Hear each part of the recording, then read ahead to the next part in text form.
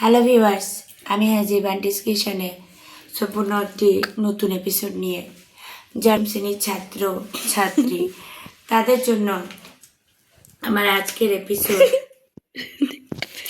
তোমাদেরকে গত একটি এপিসোডে ছন্দে শুধু কান রাখো এই কবিতা থেকে কিছু বলা হয়েছিল।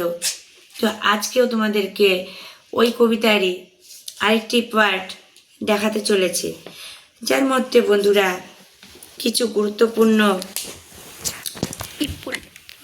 টপিক আলোচনা করব। ব্যাপার হচ্ছে সম্বন্ধ পদ যদি বের করতে বলা হয় তো কিভাবে বের করবে।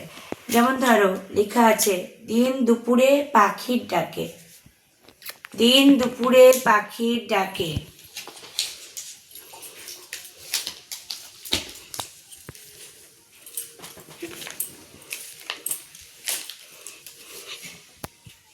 দাঁত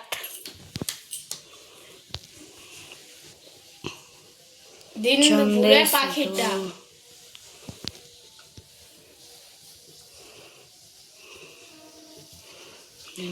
পাখিটাকে তাহলে কি হলো বন্ধুরা, দিন দুপুরে পাখির ডাকে।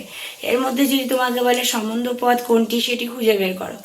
ঠিক এখানে দেখতে পাচ্ছ দিন, দিন কোনো সম্বন্ধ পদের মধ্যে পড়ছে না। সম্বন্ধ পদ কাকে বলবে বন্ধুরা? সম্বন্ধ মানে কার সম্বন্ধে বলা হয়েছে সে সম্বন্ধ পদ বলে। যারা ক্লাস 7-এ ছাত্রছাত্রী আছো এই টপিকগুলো কিন্তু নোট করো, খাতাতে পড়াটি বোঝার চেষ্টা করো এবং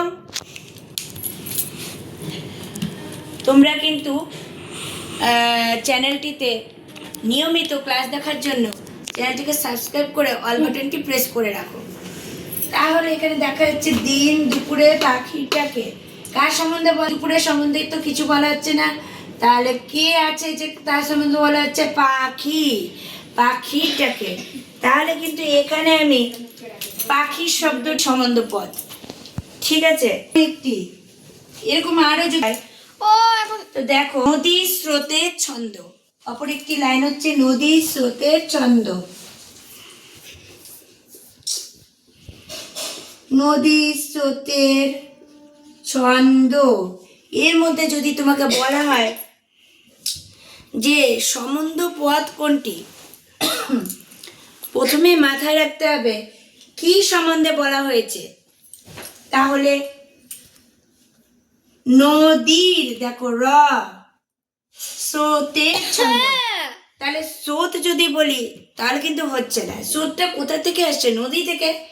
তার মানে নদীর সম্বন্ধে কিন্তু বলা হচ্ছে, তাই কিন্তু নদীর কথা হয়ে গেল আমাদের সম্বন্ধ পদ। 3 নাম্বার মনের জমবে মজা, মনের মাঝে জমবে মজা।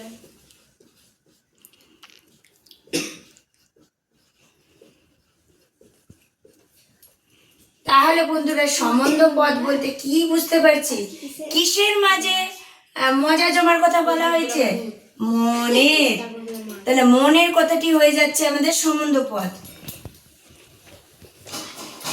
কার সম্বন্ধে বলা হচ্ছে? মনের। এরপর ঝিঝির ডাকে ঘোর রাতে, তাহলে ঝিঝির ডাকে ঘোর রাতে। এই সিস্টেমে যদি আমি সম্বন্ধ পদ খুঁজতে চাই তাহলে জানতে হবে কার ডাকের কথা বলা হয়েছে, কার সম্পর্কে বন্ধুরা, কার সম্পর্কে বলা হয়েছে? ঝিঝির। এটি হয়ে যাচ্ছে আমাদের সম্বন্ধ পদ। যারা সপ্তম শ্রেণীর ছাত্রছাত্রী তোমাদের জন্য খুবই গুরুত্বপূর্ণ একটি কিন্তু পদ্য হলো ছন্দে শুধু কান রাখো। এর থেকে কিন্তু প্রত্যেকবার পরীক্ষাতে প্রশ্ন থাকবেই থাকবে এবং সম্বন্ধ পদ খুঁজে বের করা এটাও কিন্তু থাকবে। তাই তোমরা এই প্রশ্নগুলোকে সবসময় নোট করে রাখবে, নিজেরা পড়ার মাধ্যমে বুঝতে শেখো কিভাবে সম্বন্ধ পদ আমরা চিনব। তো এবার আমি আরেকটি টপিক নিয়ে আলোচনা করব, সেটি হলো বন্ধুরা আমাদের এই কবিতা থেকে কিছু গুরুত্বপূর্ণ প্রশ্নের উত্তর জেনে নেওয়া যাক। ছন্দ কি? তাহলে ছন্দ বলতে সাধারণ অর্থে ঝোঁক বা প্রবৃত্তিকে বোঝায়। ছন্দ সাধারণত জানো যে কবির যে কবিতা লেখা লাইনগুলো, হ্যাঁ, মিল করে যে লেখা হয় সাদৃশ্যতা বজায় রেখে, সেরকম কিন্তু আমরা ছন্দ বলি। এবার গানের নির্দিষ্ট ছন্দে মনে কি আসে, তার ফলে তোকে তো বুঝতে হবে। রেডি? গানের নির্দিষ্ট ছন্দে মনে কি আসে, তার ফলে তোমাদের কি করতে ইচ্ছা করে। তো এর উত্তর কি হবে? গানের নির্দিষ্ট ছন্দে মনে গান করলে কি হয় বন্ধুরা? আসে, তাই না? আনন্দ, উল্লাস, পুলক আসে। আচ্ছা, তার ফলে আমাদের কি হয়, কি করতে ইচ্ছা করে বন্ধুরা? একটা যদি গান চলে তাহলে অটোমেটিক দেখবে আমাদের কিন্তু সেই গানের তালে নাচতে ইচ্ছে করে, ঠিক বন্ধুরা? তাহলে নেচে উঠতে ইচ্ছে করে। এবার পরবর্তী ছাড়া আর কিসের ছন্দে মন আন্দোলিত হয়? গান ছাড়া আর কিসের আনন্দ দেয় কিন্তু অন্য কিছুতে, সেটা কিসে? ঢাকের বাদ্য, তাসার বাজনার ছন্দে মন আন্দোলিত হয়। মনের মাঝে নদীর ছন্দ শুনতে পেলে কি বোঝা যাবে? মনের মাঝে নদীর ছন্দ যদি শুনতে পাই, কবিতার মধ্যেই দেওয়া আছে বন্ধুরা যে তেমন ছড়া কেউ লেখেনি আর কোথাও, তাই না? তাহলে নদীর স্রোতের ছন্দ যদি মনের মাঝে শুনতে পাও, এই লাইনটি নিশ্চয়ই তোমাদের জানা আছে। যারা জানো না তারা কবিতাটি একবার কিন্তু ভালো করে রিডিং মেরে নেবে। তো নদীর স্রোতের ছন্দ যখন আমরা মনের মাঝে শুনতে পাবো, তখন আমরা বুঝতে পারবো যে তেমন ছড়া কেউ। আচ্ছা, তার পরবর্তী কোশ্চেন, নৌকো জাহাজ কিসের ছন্দে তাল মিলায়? নৌকো জাহাজ কিন্তু জলের ছন্দে তাল মিলায়।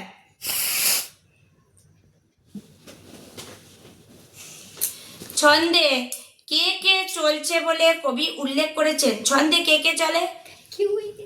কবিতার রেলগাড়ি, ঘড়ির কাঁটা চলছে, এটাই কিন্তু কবি উল্লেখ করেছেন। যারা সপ্তম শ্রেণীর ছাত্রছাত্রী তারা কিন্তু প্রত্যেকে মন দিয়ে শুনো। কারা ছন্দে বাঁধা আছে? ছন্দে বাঁধা আছে কি? রাত্রি দিন। তাহলে এটা কবিতার মাঝে তোমরা পেয়ে গেছো, রাত্রি দিন কথাটি লিখে দিবে। ছন্দ শুনতে পেলে মনে কি জমবে? ছন্দ শুনতে পেলে মনের মধ্যে মজা জমবে। এর একটি লাস্ট ইম্পর্টেন্ট প্রশ্ন বন্ধুরা, যেটা কিন্তু পরীক্ষায় কমন আসার জন্য তৈরি, পারলে প্রশ্নটি নোট করে নাও খাতাতে। জীবন কখন পদ্মময় হয়ে উঠবে? আমাদের এপিসোডটি যদি তোমাদের ভালো লেগে থাকে তাহলে লাইক কমেন্ট করে জানাতে ভুলো না। তার সঙ্গে যারা নিউ ভিউয়ার্স তারা কিন্তু চ্যানেলটিকে সাবস্ক্রাইব করে অল বাটনটি প্রেস করো পরবর্তী নতুন ভিডিওর নোটিফিকেশন জানার জন্য। সবাই বেশি বেশি করে শেয়ার করো যাতে সকল বন্ধু সমানভাবে উপকৃত হয়। মনের মধ্যে মজা অর্থাৎ আনন্দ থাকলে তবেই তো জীবন পদ্মময় হয়ে উঠবে। যদি মন আনন্দে না থাকে বন্ধুরা, তাহলে নিশ্চয়ই জীবনটা পদ্মময় হতে পারে না। তাই আনন্দ থাকতে হবে, মজা থাকতে হবে। তাহলে আজকের এই এপিসোডটি তোমাদের কেমন লাগলো তোমরা লিখে জানাও। আর এর আগে আমি যতগুলো পড়িয়েছি 1 2 3 4 চারটি কিন্তু সম্বন্ধ পদ। এটি কিন্তু একটু জুম করে দেখালে ভালো হয়, এগুলো মনে রাখবে। যে আরেকবার করে আমি তোমাদের রিপিটেডলি বলছি, দিন দুপুরে পাখির ডাকে কার সম্বন্ধে বলা হয়েছে? পাখি, তাই কিন্তু এটি হয়ে গেল, পাখির শব্দটি হয়ে গেল সম্বন্ধ পদ।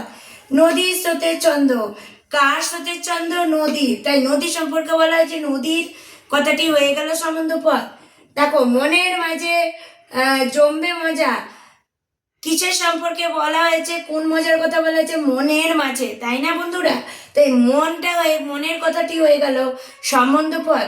আচ্ছা, ঝিঝির ডাকে ঘোর রাতে, কার ডাকের কথার সঙ্গে বলা হয়েছে? সম্বন্ধ পদ বের করতে বলা হয়েছে ঝিঝির, তাহলে ঝিঝির হয়ে যাচ্ছে আমাদের সম্বন্ধ পদ। তো একটি ছিল আজকের টপিক বন্ধুরা, তোমাদের কেমন লাগলো আমরা কিন্তু অতি পরিশ্রম করে তোমাদের জন্য ভিডিও নিয়ে হাজির হচ্ছি। এইভাবেই তোমাদের সাথে থাকবো। তোমাদের কার কি ভিডিও চাই এবং কেমন লাগছে, এরকম এপিসোড তোমরা আরও চাও কি না তা কিন্তু লিখে জানাতে ভুলো না। তাহলে আজকের মতো এপিসোডটি এতটুকুই। দেখা হচ্ছে আমাদের এর পরবর্তী এপিসোডে।